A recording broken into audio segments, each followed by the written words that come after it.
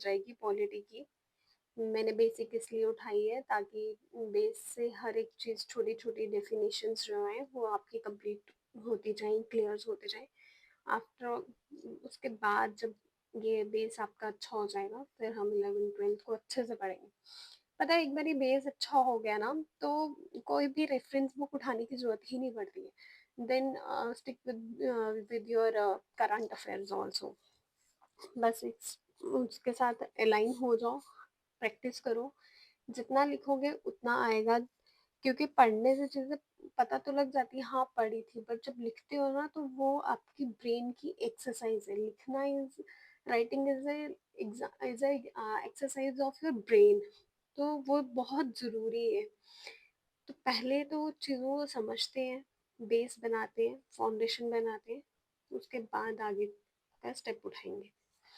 कुछ भी करना है मैं बार बार बोलती हूँ पहले फाउंडेशन स्ट्रॉन्ग करो। फाउंडेशन स्ट्रॉन्ग करने के लिए पहले एनसीईआरटी अच्छे से पढ़ो। स्टार्ट करें।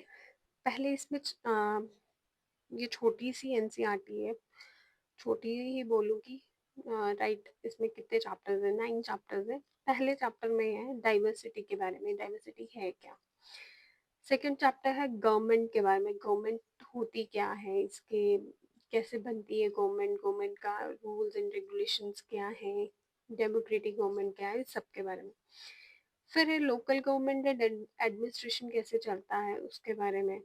फिर है लाइवलीहुड्स के बारे में, लोग कैसे रहते हैं, उन सब के बारे में।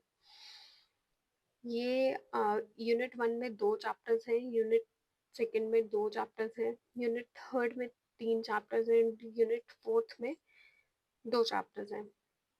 एक दिन में एक चैप्टर कोशिश करेंगे, नहीं हो पाएगा तो 2 में कर लेंगे कन्वर्ट, बट मेरी कोशिश रहेगी एक दिन में एक चैप्टर कंप्लीट हो।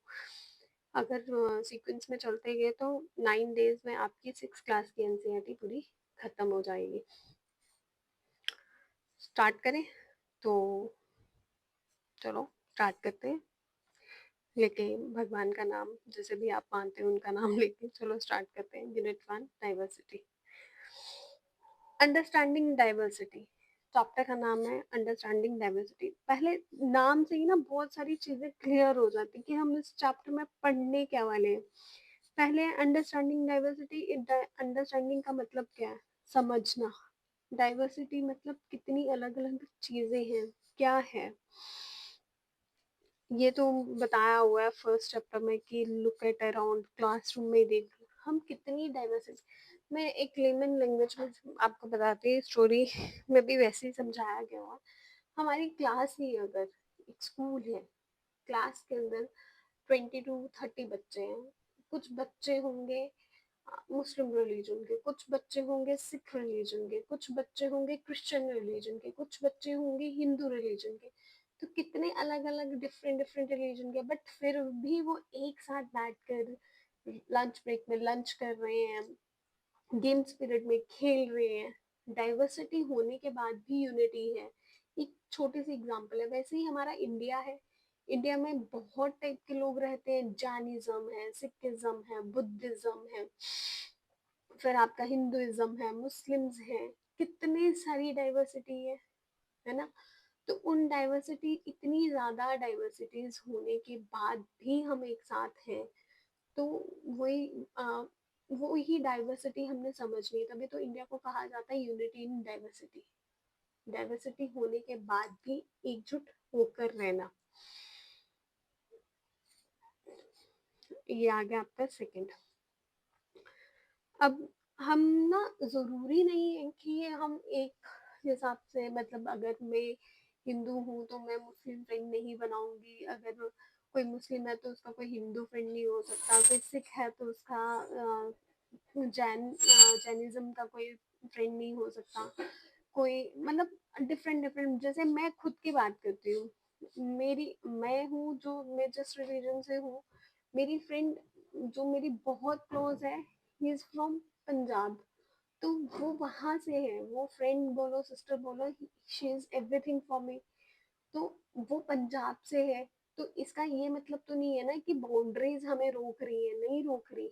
हम कनेक्टेड हैं थ्रू फोन कॉल्स, हम बात करते हैं, मिले हुए तो हमें जमाने हो गए मुझे लगता है।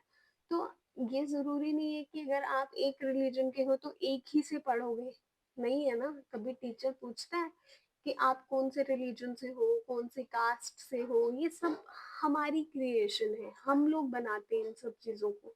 तो हम लोग बोलते हैं कि ठीक है, अच्छा ये इस रिलीजन, भगवान ने ऐसा कुछ नहीं बना के भेजा है कि हाँ तुम इस कास्ट को मानो, उस कास्ट को नहीं मानो, ये रिलीजन वो रिलीजन। उनके दर पे सब सब एक है। तो हमें भी यहाँ पे यही चीज करनी है।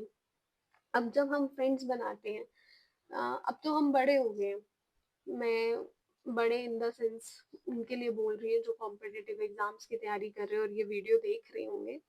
मैं उनके लिए, ये जो बड़े हो गए हैं चलो उनको पता है, बट जब छोटे थे तो क्या पता था कि सिख रिलीजन क्या है, मुस्लिम रिलीजन क्या है, जैनिज्म क्या है, बुद्धिज्म क्या है, क्रिश्चियनिटी क्या है, हिंदुइज्म क्या है। किसी को कुछ नहीं पता होता। आप 4 साल के 3 साल के बच्चे को पूछोगे ना, उसे नहीं पता होगा। बट हम बड़े होते जाते हैं, हमें चीजें पता लगती जाती हैं। तो जब छोटे बच्चे को पूछोगे तो उसके लिए तो सारे उसके फ्रेंड्स हैं। तो हम जब भी फ्रेंड्स बनाते हैं, कभी कभार होता है कि हमारी फ्रेंडशिप किसी और के साथ बड़ी अच्छे से हो जाती है, रादर देन द अपने ही रिलीजन में, अपनी ही कास्ट में नहीं हो पाती। कभी कभी अदर रिलीजन, अदर कास्ट से इतनी इतनी क्लोजनेस, इतनी अच्छी फ्रेंडशिप हो जाती है कि हम उसे भाई एवरीथिंग मानते हैं। तो ये डिपेंड नहीं करता। तो ये भी तो एक डाइवर्सिटी का पार्ट है, उसमें भी तो ये यूनिटी ही आ रही है। बस इसमें यही स्टोरी लिखी हुई है। तो मैंने इसको रीड आउट किया ही नहीं। मैं उन चीज़ों को रीड आउट अच्छे से करूँगी जहाँ पे ज़रूरत है। यहाँ पे स्टोरी में तो क्या ही ज़रूरत है, समझाना ही है ना। तो मैं अपनी लैंग्वेज में आपको समझा रही हूँ कि यहाँ पे किस चीज़ के बारे में बात की हुई है। सेम यही कहानी आ रही है कि अच्छा, अब देखो, मैं अपनी ही बात लेके कंटिन्यू लेके चल रही हूँ।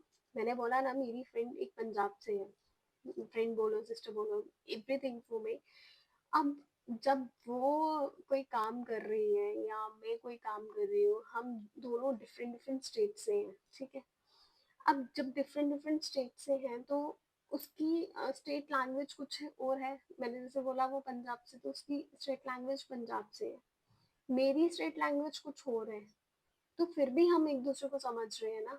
तो इंडिया में लैंग्वेजेस ही कितनी बोली जाती है, कितनी ज्यादा लैंग्वेजेस है, बट एक कॉमन लैंग्वेज है जो सब समझ पाते हैं। मैं तो बोलूंगी दो कॉमन लैंग्वेज है, एक इंग्लिश दैट जो ये तो वर्ल्ड वाइड कॉमन है। एक हमारी हिंदी भाषा। अगर मैं उससे हिंदी में बात करूंगी तो ये थोड़ी ना कि वो एलियन है कि हिंदी समझ ही नहीं पाएगी, इंडिया में रहते हुए इजिली समझ जाएगी।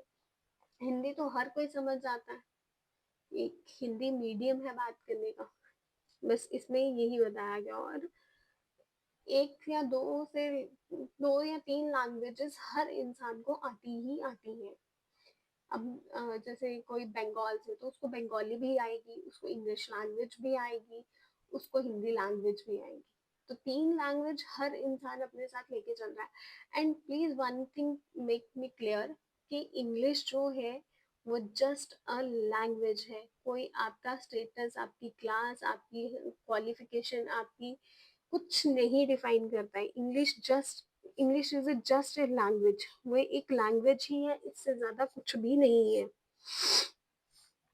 नेक्स्ट क्या है, अच्छा, हाँ यहाँ पे ये चीज इम्पोर्टेंट है, यहाँ पे लिखा हुआ है what does diversity add to your lifes. अब डाइवर्सिटी क्या करती है आपकी लाइफ में, कैसे ऐड होती है। अब मैंने बोला ना कि डिफरेंट डिफरेंट कल्चर है, डिफरेंट डिफरेंट रिलीजन है, डिफरेंट डिफरेंट हर कास्ट है। अब मैं स्टेट कहीं और से हूँ, कोई किसी और स्टेट से है, तो वहां पे एक फेस्टिवल्स का भी ना डिफरेंस आ जाता है। हर मतलब डिफरेंस आ जाता है। अब मैं बोलूँ मेरी कोई अगर फ्रेंड मुस्लिम है तो वो लोहड़ी नहीं मनाएगी, बट अगर मैं हूँ तो मैं लोहड़ी मनाऊंगी। वो दिवाली नहीं मनाएगी, मैं ईद नहीं मनाऊंगी, बट फिर भी यूनिटी लेके चल रहे हैं ना। यहाँ पे तो फेस्टिवल्स में भी डिफरेंसेस है, कल्चर में भी डिफरेंसेस है। रिलीजन तो अलग चीज है, कास्ट तो अलग चीज है, यहाँ पे तो फेस्टिवल्स में भी अलग चीज है, अलग हिसाब से मनाए जाते हैं। एक एक जैसे नहीं मनाए जाते। जैसे पोंगल है, साउथ इंडिया में मनाया जाता है, नॉर्थ इंडिया में पोंगल नहीं मनाया जाता। जैसे रक्षाबंधन पे या इस पे आप बोलो जन्माष्टमी पे पतंगे उड़ाई जाती है, कहाँ पे उड़ाई जाती है? नॉर्थ इंडिया में उड़ाई जाती है। और वही पतंगे अभी कहाँ पे उड़ाई जाएंगी? वेस्ट में उड़ाई जाएंगी, गुजरात में उड़ाई जाएंगी। वहां पे कौन से फेस्टिवल पे उड़ाई जाती है? मकर संक्रांति पे, जो अभी रिसेंटली आने वाली है 14 जैन को, वहां पे मनाई जाती है। वहां पे पतंगे उस टाइम पे उड़ाई जाती है। तो यहाँ मतलब डिफरेंट, कितना डिफरेंस है। यहाँ पे मकर संक्रांति पे पतंगे नहीं उड़ाई जाती। अब कहाँ नहीं उड़ाई जाती ये आप फिगर आउट करिए और बताइए मैं कहाँ से हूँ। ये आप लोगों के लिए क्वेश्चन है। अब ऊपर वाला तो नहीं मैं पढ़ रही, बट हाँ यहाँ पे जो है diversity in India, India is a country of many diversity. अगर क्वेश्चन आ गया डिफाइन डाइवर्सिटी इन इंडिया, तो कैसे डिफाइन करोगे? ये छोटा सा पैराग्राफ आपको अच्छा सा आंसर दे देता है। India is a country of many diversities. We speak different languages, have various types of food, celebrate different festivals, practice different religions, but actually, if we think about it, we do many things that are similar, except that we do them in different ways. हम ये कह रहे हैं कि यहाँ पे अलग अलग लैंग्वेजेस हैं, अलग अलग टाइप का खाना है, अलग अलग फेस्टिवल्स हैं, रिलीजियस प्रैक्टिसेस हैं, बट इन सब के बाद भी यहाँ पे कुछ चीजें बहुत सिमिलर है। हर हर चीज डिफरेंस होने के बाद भी हम लोगों में सिमिलैरिटी आज भी है, वो भी डिफरेंट डिफरेंट वेज में। एक आपको चीज बताती हूँ, हमारा जो खाना है, फूड है, वो किसके ऊपर डिपेंड करता है? हमारा कल्चर जो है वो किसके ऊपर डिपेंड करता है? हमारी जियोग्राफिकल कंडीशंस के ऊपर। ठीक है, जैसे वसंत पंचमी आती है तो हम क्या करते हैं? फसल काटते हैं ना। तो क्यों काटते हैं? क्योंकि वो टाइम है, एक हमने हार्वेस्ट किया होता है, हार्वेस्ट के बाद कटिंग शुरू होती है। तो वो हार्वेस्टिंग का जो बाद कटिंग का टाइम पीरियड शुरू होता है, तो वो वसंत पंचमी पे शुरू होता है। तो कहीं पे पोंगल, कहीं पे कुछ नहीं, फसल साल की पहली फसल निकली होती है, तो हम उस हिसाब से मनाते हैं। क्योंकि आपको पता है दिसंबर के अराउंड हर जगह कहीं ना कहीं कोई फसल लगती ही लगती है। कहीं राइस लगाए जाएंगे, कहीं वीट लगाया जाएगा, डिपेंडिंग ऑन द एरियाज। अब आप वहीं आ जाओ, नॉर्थ इंडिया में आ जाओ। ठीक है, नॉर्थ इंडिया में आपको फिश की इतनी ज्यादा नहीं दिखेंगे, लोग फिश खाते हुए नहीं दिखेंगे। बट अगर आप नॉर्थ ईस्ट में चले जाओगे तो वहां पे भी, स्पेशली बे ऑफ बंगाल वाली साइड चले जाओगे, कहाँ पे, बंगाल, वेस्ट बंगाल चले जाओगे, वहां पे लोग फिश ज्यादा खाते हैं, चावल ज्यादा खाते हैं। क्यों खाते हैं? क्योंकि वहां पे जो है ना, पानी ज्यादा है, जियोग्राफिकल कंडीशन वैसी है, पानी बहुत मिलता है, बहुत ज्यादा मिलता है। और पानी, जिस जहाँ पे जितना ज्यादा पानी होगा उतना ज्यादा राइस उगेगा। और जहाँ समुंदर है, जहाँ पे सीज है, आपका बे ऑफ बंगाल है साथ में, तो वहां पे फिशिंग अच्छी होगी, फिशिंग अच्छी होगी तो वहां का स्टेपल फूड क्या बन गया? Rice and fish. वहीं साउथ इंडिया में आप चले जाओगे तो वहां पे लोग राइस से बनी हुई कितनी चीजें खाते हैं, डोसा, उपमा, इडली, ये कहाँ से बन रही है? राइस से तो बन रही है। और राइस कहाँ पे ज्यादा होगा? जहाँ पे पानी ज्यादा होगा। अब मध्य प्रदेश में आ जाओ, मध्य प्रदेश में आटा ज्यादा उगेगा। क्यों? वीट की प्रोडक्शन ज्यादा में आटा ज्यादा उगेगा। What a foolish word. मतलब वेट प्रोडक्शन ज्यादा होगी। क्यों होगी वेट प्रोडक्शन? वहां पे पानी नहीं होगा, वहां पे इतना पानी नहीं है। जहाँ पे पानी कम है वहां पे वेट प्रोडक्शन कम होगी, तो हमारा खाना भी वैसे ही डिपेंड होगा। अब हम बोलते हैं कि हाँ, मुस्लिम कल्चर में या किसी और रिलीजन में नॉन वेज खा रहे, मैं एक मुस्लिम रिलीजन का लेके चलती हूँ। मैं, it is not in controversial statements और एनीथिंग, मैं जस्ट समझा रही हूँ, मैं बार बार बोल रही हूँ, ये कोई कंट्रोवर्शियल नहीं है। कोई, मैं हिंदू हिंदू मुस्लिम का भेदभाव नहीं करी, जस्ट एक एग्जाम्पल। अब जब कोई खाना, मैंने बोला ना जियोग्राफिकल कंडीशंस पे डिपेंड करता है। हमारे इंडिया में एक लद्दाख रीजन आता है, that is a cold desert. जब वो डेजर्ट है इट मीन्स वहाँ पे वेजिटेशन कम होगी। जब वो वेजिटेशन कम होगी तो वो किसके ऊपर डिपेंड करेंगे? एनिमल्स के ऊपर डिपेंड करेंगे ना। तो वो एनिमल्स खाए मतलब अ, बकरी भेड़ ये सब चीजें नॉन वेज खाएंगे। अब वहां पे पालक नहीं उगेगा तो वो पालक पे कैसे स्विच कर जाए? वो हम कैसे बोल सकते हैं कि हाँ वो नॉन वेज ज्यादा खाते हैं? और इस्लाम कल्चर कहाँ से आया हुआ है? सेंट्रल एशिया से आया हुआ है। जो सेंट्रल एशिया से जो इस्लाम आया, central Asia Dubai Iran Iraq ऐसी प्लेसेस है जहाँ पे डेजर्ट है। तो वो डेजर्ट में जो लोग होंगे वो क्या खाएंगे? कैक्टस तो नहीं कोई खाएगा ना। वहां पे वेजिटेशन ही नहीं है तो वहां पे वो लोग जानवर ही खाएंगे। तो वहां से ये कल्चर उठ के आया हुआ है कि इस्लाम में नॉन वेज खाया जाता है।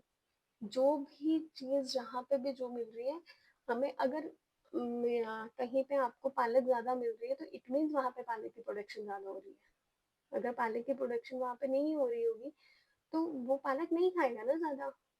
पंजाब के लोगों को अगर आप बोलोगे ना कड़म की सब्जी खाने के लिए तो उनको पता ही नहीं है कि कड़म की सब्जी क्या होती है। कड़म होता क्या उनको पता ही नहीं है क्योंकि वहां पे प्रोडक्शन ही नहीं है। पालक उनको पता है बट कड़म उनको नहीं पता है कि वो क्या होती है। अब गुच्छी एक नाम की सब्जी होती है, वो गुच्छी उनको नहीं पता गुच्छी किसे कहते हैं, कैसे मिलती है, क्या है क्या नहीं है, क्योंकि वहां पे प्रोडक्शन ही नहीं है। जहाँ पे जिस चीज की जितनी प्रोडक्शन होगी वो वहां का वैसा ही खाना खाएगा। वो हमें डिफरेंशिएट करने की कोई जरूरत नहीं है। तो खाने में भी डाइवर्सिटी है। इतना डाइवर्स हमारा इंडिया। ये एग्जांपल्स आप एग्जाम्स में लिख सकते हो। स्कूल गोइंग स्टूडेंट्स हो तो एग्जांपल्स लिख सकते हो। प्रिपरेशन कर रहे हो मेंस में लिखना है आंसर, कॉलेज गोइंग स्टूडेंट्स हो तब लिखना है आंसर। ये एग्जांपल्स डाल के आप बहुत अच्छा आंसर एक रिप्रेजेंट कर सकते हो। अब मुझे शायद एक्सप्लेन करने की जरूरत ही नहीं है। How do we explain diversity मैंने कर दिया हुआ है इसमें, बस यही है। हाँ, जो मेन चीजें जैसे लद्दाख मैंने बोला ही, Ladakh is a desert in the mountains in the eastern part of Jammu and Kashmir. ये पे सामने बोल दी कि कहाँ पे ईस्टर्न पार्ट। एग्जामिनर बहुत इजीली क्वेश्चन पूछ लेगा कहाँ पे कौन से पार्ट पे लाई करता है लद्दाख। तो eastern part of Jammu Kashmir में हालांकि अभी नहीं है, अभी बाइफिकेशन हो गई है, बट अगर पूछ भी ले पहले कहाँ कब लाई करता था, कहाँ लाई करता था, कौन से रीजन में, तो eastern part of the Jammu Kashmir. बाइफिकेशन से पहले का क्वेश्चन पूछ ले। वेरी लिटिल एग्रीकल्चर में बोला ना, डेजर्ट है तो एग्रीकल्चर कितनी ही होगी। Is possible here since this region does not receive any rainfall. यहाँ पे रेनफॉल नहीं होती, सीधे बर्फ गिरती है। And is covered in snow for a large part of the year. There are very few trees that can grow in the region. बहुत कम पेड़ है जो यहाँ पे उगते हैं। For drinking water, people depend on the melting snow during the summer months. अब summers में क्या होता है, जो मेल्ट होगी स्नो उसी के पानी के ऊपर इनकी जिंदगी चलती है। यहाँ पे बारिश का पानी कोई स्टोर नहीं होता है, बस मेल्टिंग स्नो से जो मेल्ट होगी समर्स के टाइम पे स्नो, वो पानी आएगा उससे ये यूज करेंगे। People here to keep sheep and goats. यहाँ पे लोग क्या रखते हैं? शीप एंड गोट्स रखते हैं। The goats in this region are special because they produce pashmina wool. अब गोट्स क्यों स्पेशल है? क्योंकि यहाँ पे वो क्या प्रोड्यूस करती है? Pashmina wool. This wool is prized and pashmina shawl cost of lot of money. बहुत महंगा होता है पश्मीना शॉल। जो आपको लोग बोल देते हैं ना 1 से 2 हजार के बीच में आपको पश्मीना शॉल मिल रहा है, नहीं मिलता भाई। बहुत मेहनत लगती है उसको बनाने में। और सही पश्मीना शॉल की अगर आपको पहचान करनी है ना, that is authentic and pure pashmina shawl, तो अपनी उंगलियों की कोई भी रिंग निकाल के उसमें से पश्मीना शॉल को पास ऑन कर लेना, तो वो उसकी रियल पहचान है। किसी से बेवकूफ मत बनना। The people in Ladakh carefully collect the wool of goats and sell this to traders from Kashmir. अब वहां से वूल इकट्ठी की, शॉल बनाया, शॉल बना के कश्मीर भेजा। Pashmina shawls are chiefly woman in Kashmir. और यहाँ मतलब वुमन कश्मीर में भी होता है सम, बट समहाउ लद्दाख के लोग भी करते हैं। The people eat meat and milk products like चीज एंड बटर। खाएंगे भाई गोट, दूध भी देती है, गाय भी रखते हैं वो, तो मीट गोट और शिप का तो वो खाएंगे ही खाएंगे। Each family owns some goats, cows, dose क्या होती है, याक काउस, जो छोटी छोटी याक काउस है उन्हें कहते हैं। Being a desert did not mean that Ladakh did not attract its traders. यहाँ पे इसका मतलब ये नहीं है डेजर्ट है तो यहाँ पे कुछ है नहीं, बहुत अच्छी अच्छी चीजें, एक बार ही जाके तो देखो। It was considered a good trade route as it has many passes through which caravans travel to what it today is called Tibet. यहाँ से बहुत सारे रास्ते निकलते हैं, अगर आप इंडिया का मैप देखो तो यहाँ से बहुत सारे रास्ते निकलते हैं, लद्दाख से अफगानिस्तान को निकलता है, चाइना को निकलता है, आप सेंट्रल ईस्ट एशिया में जाते हो, ठीक है, उस साइड को रास्ते निकलते हैं। These caravans carried textiles, spices, raw silk and carpets. यहाँ से क्या लोग कैरी करके जाते हैं, सिल्क लेते हैं, टेक्सटाइल स्पाइसेस मिलते हैं, रॉ सिल्क मिलता है, कारपेट्स मिलते हैं। अब यहाँ पे कौन सा रिलीजन है, Buddhism reach Tibet, Buddhism Tibet तक कहाँ कैसे पहुंचा, by Ladakh. Ladakh is called the little Tibet, little Tibet कहा जाता है किसको, लद्दाख को। अब क्वेश्चन आ गया, which region is known as the little Tibet, Ladakh. यही यही क्वेश्चंस बनते हैं और यही हम स्किप कर देते हैं, हम रेफरेंस बुक्स पे पहुंच जाएंगे, नहीं मिलेगा आपको। Islam was introduced in this region more than a 400 years ago. इस्लाम कब आया था यहाँ पे, 400 साल पहले आया था। And there is a significant Muslim population here. यहाँ पे मुस्लिम population ज़्यादा है। Ladakh has a very rich oral tradition, songs, poems, poems यहाँ पे रिच अपना एक ट्रेडिशन है, सॉन्ग्स है, पोइम्स है, local versions of the Tibetan national epic of the Kesar saga performed and sung by both and Muslims and Buddhist. यहाँ पे कौन सा तिब्बतन का नेशनल एपिक, कौन सा एपिक परफॉर्म किया जाता है, केसर सागा। आ जाएगा कौन सा लोकल वर्जन है परफॉर्म, कौन सा गाना गाया जाता है, कौन गाता है, बोथ मुस्लिम्स एंड बुद्धिस्ट। अब आ गया Kerala. Kerala is a state in the south west corner of India. कहाँ पे, south west corner of India. अब कोई पूछ लेगा इंडिया में कौन सी डायरेक्शन पे है केरला, तो सीधा लिख दो south west corner. It is surrounded by the sea and one side and hills on the other side. एक साइड पे hills है और एक साइड पे sea है। A number of spices like यहाँ पे spices क्या क्या मिल रहे हैं, pepper, cloves, cardamoms are grown on the hills. Hills पे ये सारी आपको चीजें मिल जाएंगी, पेपर मिल जाएगी, क्लोव्स मिल जाएंगे, कार्डमम्स मिल जाएंगी, काली मिर्च, लौंग, इलायची। It is spicy that made region 2000 year ago. He is credited with the being Christianity to sorry region an attractive place for traders, Jewish and Arab traders. यहाँ पे कौन से आते थे, Jewish और Arab के traders आते थे। Were the first to come to here, वो सबसे पहले आए। The Apostol of Christ, Saint Thomas, is believed to have come here nearly 2000 years ago, and he is credited with bringing Christianity to India. Saint Thomas आए यहाँ पे और यहाँ पे 2000 साल पहले आए और उन्होंने वहाँ पे क्या लाया, क्रिश्चियनिटी को इंट्रोड्यूस किया, उन्होंने ही क्रिश्चियनिटी वहाँ पे लेकर आए थे। Many Arab traders also came and settle down here.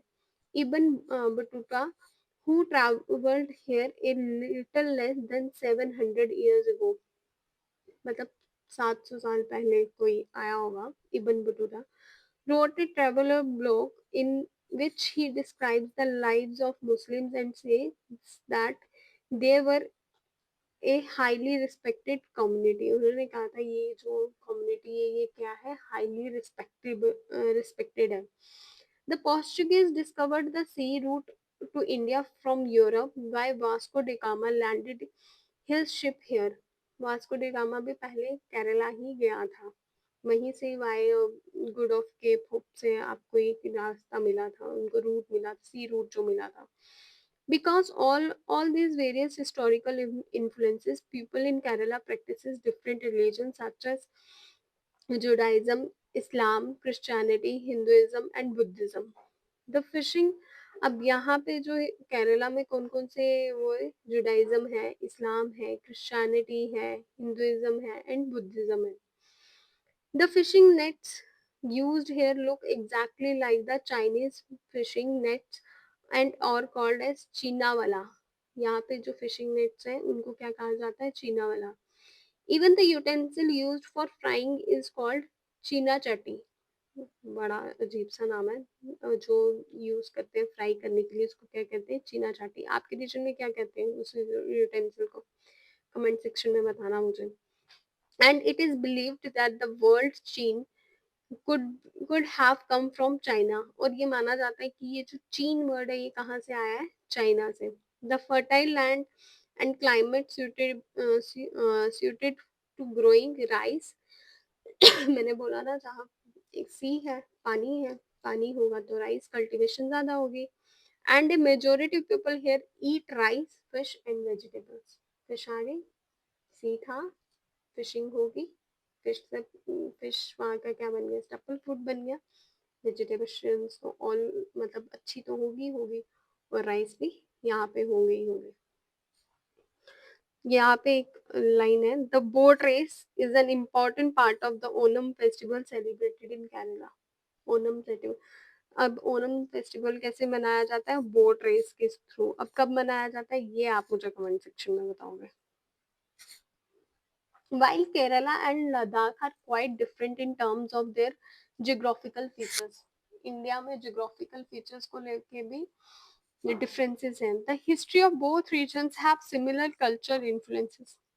दोनों जगह सिमिलर कल्चर इन्फ्लुएंसेस है, मुस्लिम्स दोनों जगह हैं. Both regions were influenced by Chinese and Arab traders. दोनों जगह चाइनीज एंड अरब ट्रेडर्स आए हैं. It was the geography of Kerala which allowed it for the cultivation of spices. यहाँ पे जो कल्टीवेशन है स्पाइसेस की वो कौन अलाउ कर रहा है, यहाँ का जो जियोग्राफिकल फीचर है वो अलाउ कर रहा है. And the special geographical location of Ladakh and it's wool that Drew. यहाँ पे वूल की प्रोडक्शन की लद्दाख में ज्यादा है क्योंकि जियोग्राफिकल कंडीशंस वैसी है, डिमांड भी है, ठंड इतनी ज्यादा होती है. Thus, history and geography are often tied in the cultural life of a region. अब यहाँ से आपको पता लग गया. हम सोचते हैं पॉलिटी अलग है, हिस्ट्री अलग है, ज्योग्राफी अलग है. नहीं भाई, सब इंटर रिलेटेड है. कोई अगर जगह है तो उसकी कोई हिस्ट्री होगी, अगर उसकी हिस्ट्री है तो उसकी जियोग्राफिकल कंडीशंस भी होंगी. जियोग्राफिकल कंडीशंस है, कोई जगह है तो उसकी कोई पॉलिटी भी होगी, कोई राज करने वाला या कुछ, वो पॉलिटिकल कंडीशंस भी होंगी. पॉलिटिकल कंडीशंस हैं तो इकोनॉमी तो होगी होगी. तो दीज आर इंटर रिलेटेड, हम इनको कभी भी अलग नहीं कर सकते. हमें लगता है पढ़ने की चीजें सिर्फ साइंस है, मेडिकल है, नॉन मेडिकल है, उन्हें समझना पड़ता है, इनको तो क्या ही है, रट्टा मारना है. नहीं भाई, जितना डीप इनको जाके समझना पड़ता है उतना डीप नहीं. उनमें क्या है, फॉर्मूलाज याद किए, लगाए, खत्म कहानी. बट इधर आपको डे टू डे लाइफ से जुड़ना पड़ता है, तो ये ज्यादा टफ है. ह्यूमैनिटी सब्जेक्ट ज्यादा टफ है पढ़ने के लिए, पर हम लोग इन चीजों को समझते नहीं है. The influence of diverse culture is not merely a thing of the past. Our present lives are all about moving from place to place for work, and with each move, our cultural traditions and a way of life slowly become a part of a new place we are in. Similarly, in our neighborhoods, we live close to people from several communities. Our daily lives are about the ways in which we do things together and hear stories about each other lives, customs and traditions. अब हम हमारे गली मोहल्ले में भी तो होता है, कोई अलग कम्युनिटी का है, कोई अलग फेस्टिवल मना रहा है, किसी को अलग टाइप से अपनी चीजें करनी है, कोई अलग टाइप से, बट फिर भी हम एक दूसरे के साथ हैं और हम उनके घर जाते हैं, खाना खाते हैं, इंजॉय करते हैं, उनकी हेल्प भी करते हैं. इन एवरी कंडीशन, जरूरी खुशी में ही जा रहे हैं, दुख के टाइम पे भी जाते हैं. और नेबर्स तो ऐसे होते हैं कि आपके रिश्तेदार बाद में पहुंचेंगे, बट नेबर्स सबसे पहले आते हैं। तो नेबर्स को हमेशा फर्स्ट रखना चाहिए, क्योंकि खुशी हो या गम का टाइम हो, सबसे पहले आपके पास आपके नेबर्स ही आएंगे। रिश्तेदार आते आते टाइम लगाएंगे, बाकी रिश्ते जो होते हैं वो दूर होते हैं, तो वो आते आते हमारे पास टाइम लगाते हैं। अच्छा, अब आगे यूनिटी इन डाइवर्सिटी। पहले हमने पढ़ा डाइवर्सिटी क्या है, क्यों है, क्या है, फिर केरला और लद्दाख का डिफरेंशिएट देख के हमने इस चीज को समझा। अब यूनिटी कैसे है। India's diversity has always been recognized as a source of its strength. ये डाइवर्सिटी हमारी कमजोरी नहीं है, ये हमारी स्ट्रेंथ है। When the Britishers ruled India, women and men from different cultural religions and regional backgrounds came together to oppose them. सब इकट्ठे हो गए थे, इसी डाइवर्सिटी में भी लोग इकट्ठे हो गए थे, भागो भाई, छोड़ो, बहुत हो गया। तो वुमेन्स मेंस हर एक रिलीजन रीजन सब कुछ भूल गए थे। जब हमारे देश की बात आती है ना, तो देर इज नो रिलीजन, ये हम सबको पता है जब देश की बात आती है। एंड ये लोगों को भी पता है, तो उस टाइम पे हम कोई रिलीजन नहीं देखते हैं। India's freedom movement had thousands of people of different backgrounds in it. अब फ्रीडम स्ट्रगल के टाइम पे बहुत सारे डिफरेंट बैकग्राउंड्स थे, बट किसी ने सोचा नहीं, सब एक साथ आए। They worked together to decide joint actions. They went to jail together. They found different ways to oppose the British. Interestingly, the British thought they could divide Indians because they were so different and then continue to rule them. But the people show how they could be different and yet be united in battle against the British. अब Britishers को लगा भाई इनको तो तोड़ना बड़ा आसान है, ये सब अलग अलग है, कोई कुछ है कोई कुछ है। बट इतने अलग होने के बाद भी ब्रिटिशर्स को भगाया यहाँ से, उनको यहाँ से जाने के लिए मजबूर कर दिया। तो वो यूनिटी ही थी ना, यूनिटी नहीं होती तो कौन करता। अब यहाँ पे एक पोइम है। Don't forget the days of blood, O friend. In the midst of your happiness, remember to shed a tear of for us. The hunter has torn away very single flower. Do plant a flower in the desert garden, dear friend. Having fallen to bullets, we slept in Jallianwala Bagh. Do light a lamp on this lonely grave of friend. The blood of Hindu and Muslims flows together today. मतलब उस time पे जलियांवाला बाग जो massacre हुआ था, तो किसी को नहीं पता ना वहां पे हिंदू कितने थे, मुस्लिम्स कितने थे, सिख कितने थे, सब यूनाइट थे। और ये खून जो बहा था हिंदू मुस्लिम का, वो एक साथ बहा था, एक साथ पानी की तरह खून बह गया था। Do not soak your robe in this river of blood, dear friend. Some root in jail, while others lie in their graves. Do not shed a few tears for them, O friend. इन लोगों के लिए थोड़ चार आंसू बहा के हम चीजों को खत्म नहीं कर सकते। ये हम इनको जितना भी थैंक यू बोले वो कम है।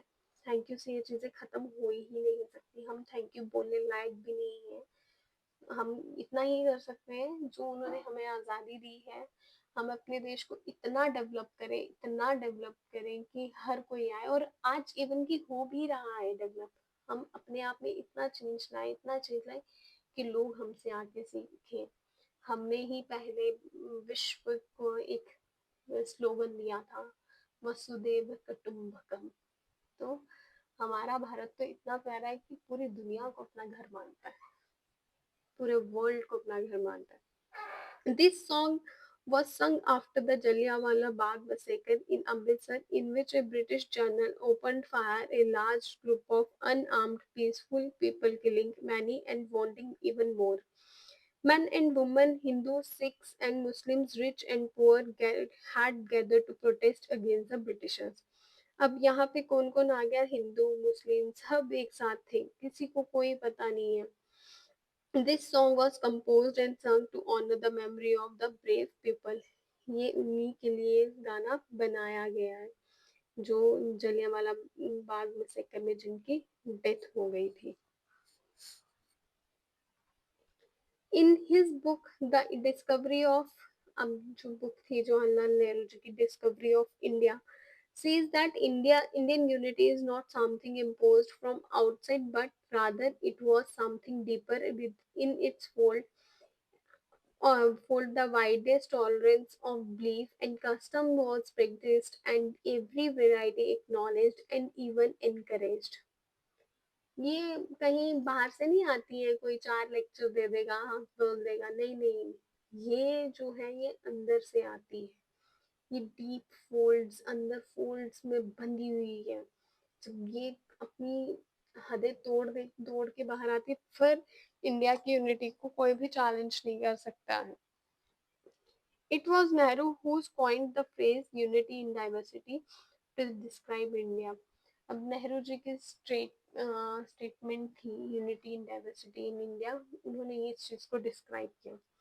Song and its symbols that emerged during the freedom struggle serve a constant reminder of our country's rich traditions, respect for diversity. Do you know the story of the Indian flag? Story पता है आपको Indian flag की? It was used as a symbol to protest against, ये symbol था unity का, flag हमारा first time ऐसे use किया गया था।